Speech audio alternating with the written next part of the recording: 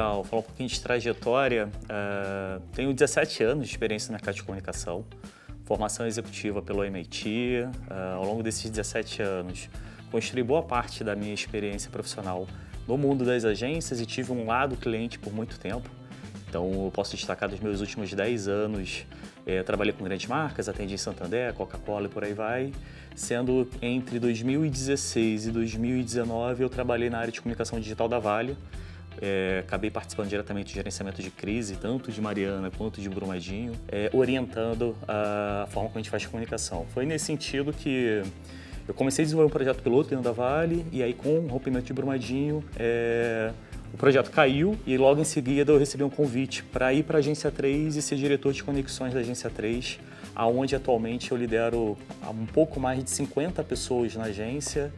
Eu sou responsável por 3 grandes departamentos, né, que compreende conexões. Cara, falar sobre a Agência 3 é falar um pouco de história do mercado publicitário do Rio, porque a Agência 3 em 2020 completa 20 anos de história. E quando a gente para pensar no mercado publicitário, cada dia que passa por um processo contínuo de transformação.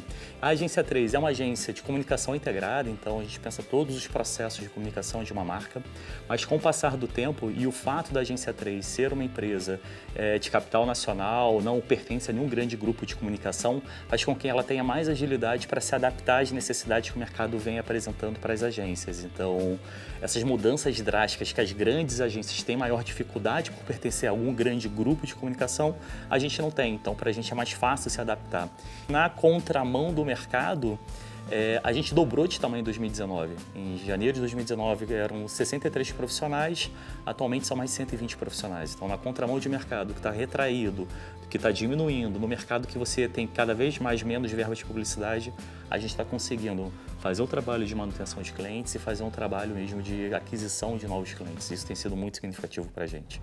O maior desafio de aprovar um plano de mídia programática dentro do cliente, eu vou te dizer, que perpassa pela complexidade da mídia programática. As pessoas acham que entende o ecossistema e quando você para estudar o ecossistema, que parece uma grande sopa de letrinhas, né, DSP, DMP e por aí vai, os clientes ainda não têm esse nível de entendimento. E quando a gente observa a variedade de formatos de players de mídia programática e a falta de entendimento dos clientes, ainda está existe esse momento de dificuldade de aprovação de algumas campanhas ou de mais verba para mídia programática. Mas isso passa também por educação, não só do cliente, mas das agências. Você tem os profissionais de mídia cada vez mais abarrotados de trabalho, que tem sim uma cobrança de conhecimento de digital ainda muito forte, em especial na plataforma Facebook e plataforma Google, e acabam não se aprofundando tanto nas plataformas de programática. E quando você para pensar no universo que você deve ter aí em torno aproximadamente de 80 plataformas de Brasil rodando, você não consegue conhecer tudo e todas ao mesmo tempo. Então, acho que o processo de aprovação passa por um processo de formação e educação do mercado. Então, quanto mais a gente consegue educar cliente, educar agência, né, faz com que a gente tenha maior facilidade de ganhar relevância dentro do budget de comunicação das marcas. Então, o processo de educação do mercado é fundamental nesse quesito. E a gente passou por isso há 10, 15 anos atrás, quando a gente começou a trabalhar mais mídia digital, mídia no Google, mídia no Facebook, que o cliente pensava que, eu estou em busca de like. Não, o Facebook te ajuda a gerar vendas, o Google te ajuda a gerar vendas e também a mídia programática te ajuda a gerar vendas. Então, é um processo mesmo de educação e curva de aprendizado das marcas dentro desse contexto. Cara, primeiro que existem ecossistemas específicos, né, para avaliar resultados de mídia programática. Não dá para você simplesmente comparar o custo por aquisição entre diversas plataformas. Quando a gente está parando para pensar no aspecto de o papel de um trabalho de comunicação dentro de um funil de conversão, desde o aspecto de visibilidade, de consideração, de conversão e de manutenção desse cliente, você tem mídias programáticas específicas, você tem redes específicas, formatos específicos que acabam atuando em cada etapa desse funil. Então, se você estiver rodando com uma mídia que vai gerar só topo de funil, né, gerar muita visibilidade, querer comparar, por exemplo, com o Google, que já é o fundo do funil, o cara já tem intenção de compra, então ele já está pesquisando no Google, são formas diferentes, você está comparando banana com laranja. Então, o mais importante na hora de você pensar como eu comparo o desempenho de mídia programática é realmente comparar o papel e o objetivo de cada ação. Então, se eu tenho uma campanha com foco em visibilidade em alguma outra plataforma, eu preciso comparar com foco em visibilidade em mídia programática. Mas se eu tenho uma mídia programática com foco em geração de lead, eu preciso comparar com outras ferramentas que tenham foco em geração de lead.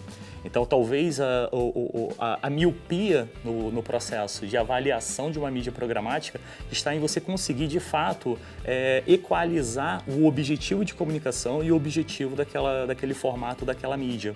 Então, existem comparativos que não devem ser feitos. E é muito comum nos clientes, nas marcas e até nas agências que não se aprofundam nisso, um certo cacoete de quanto é que ficou o meu custo por lead ou meu custo por aquisição de uma forma geral. Não, mas calma aí. Eu tenho uma ferramenta que está rodando aqui, eu tenho uma plataforma que está gerando o topo do funil, que está levando o cara para o site, o cara entrou no site, eu coquei esse cara e depois eu repactei ele no Facebook. Quando eu repactei ele no Facebook, ele voltou e converteu. Mas ele converteu porque no meu topo de funil eu fiz um trabalho de programática. Então eu tenho a conversão assistida aqui, eu preciso atribuir isso também. Eu não posso simplesmente falar o Facebook converteu mais ou melhor, porque eu tenho todo um processo da jornada do consumidor. Então entender a jornada do consumidor, o nível de interação que ele tem com aquela marca e a jornada dele naquele momento de aquisição, seja de uma compra ou de lead ou de conhecimento da marca, é fundamental para você fazer a equiparação entre plataformas e fazer esse tipo de comparação. Então esse é o melhor dos mundos. Olha, prever o futuro no mercado extremamente efervescente, como o mercado de comunicação, é um pouco difícil. Mas eu posso falar que no médio prazo há uma tendência muito grande de você ter cada vez mais plataformas self-service. Então, de você ter o middle market, os pequenos negócios tendo condições de fazer sua gestão de budget, e é onde Google e Facebook conseguem fazer isso maravilhosamente bem, tanto que eles investem em educação para fazer formação para que as pessoas possam cada vez mais utilizar suas plataformas por conta própria. Então a tendência do self-service é algo que não vai voltar. A tendência é que realmente você tenha mais plataformas onde as pessoas possam comprar, inserir seu cartão de crédito e fazer a sua gestão por conta própria. E essas plataformas educarem os seus consumidores.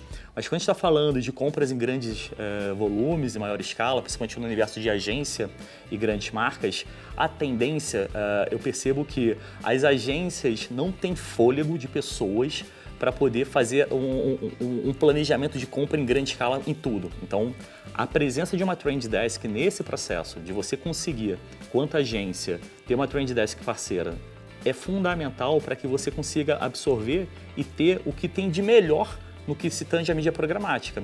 Então, há o movimento das agências de você ter profissionais de mídia especializados em compra de mídia no Google, no Facebook, e ter sempre uma Trend Desk ou parceiros de mídia programática para poder fazer isso acontecer.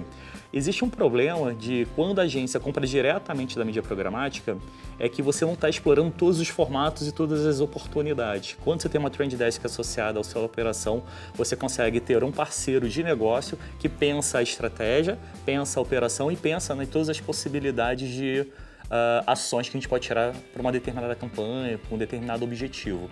Então, quando eu olho para o universo de agência, eu acho que a tendência é que haja um espaço maior das Trend Desks dentro das agências quanto parceiras. Provavelmente, em grandes companhias, em grandes agências que você tem um volume muito grande de compra, é comum que você tenha a Trend Desk incorporada na agência. Mas na grande parte, na maioria das vezes, você vai sempre ter um grande parceiro de negócio. Então você vai ter times de mídia, você vai ter o time híbrido que vai pensar mais como eu faço desdobramento das minhas compras off no on, eu vou ter um time de performance pensando compra de mídia mesmo de performance ali, Google, Facebook e outras plataformas nesse sentido. Mas quando eu estou pensando em mídia programática, o melhor dos mundos é você conseguir fazer um trabalho de parceria e ter um parceiro acoplado à sua operação que pense a estratégia como um todo e depois pense na execução. Isso ajuda demais nesse processo.